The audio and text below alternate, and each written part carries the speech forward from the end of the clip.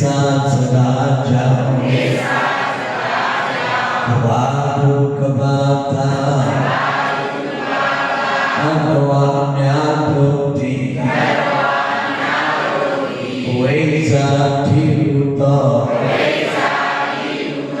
မိုင်းမောင်သည်ဝေပြောင်း၍ဝိဇာတိဟုသောဓမ္မလေးယောင်သည်ထောလင်တောင်းပါပါစီကုန်တည်း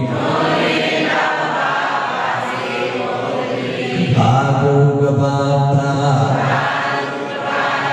အတောအများတို့သည်ဝိဇာတိဟုသောအမိုင်းမောင်သည်ဝေပြောင်း၍ဝိဇာတိဟုသောဓမ္မလေးယောင်သည်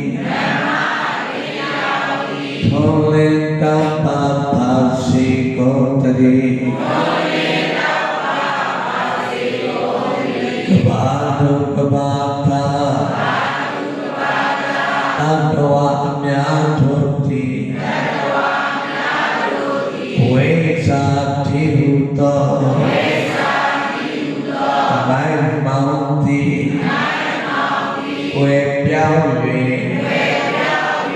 ဝိဇာတိဟုသောဓမ္မလေးယောင်သည်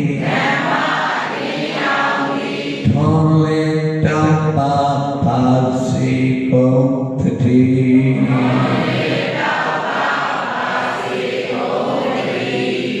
သာ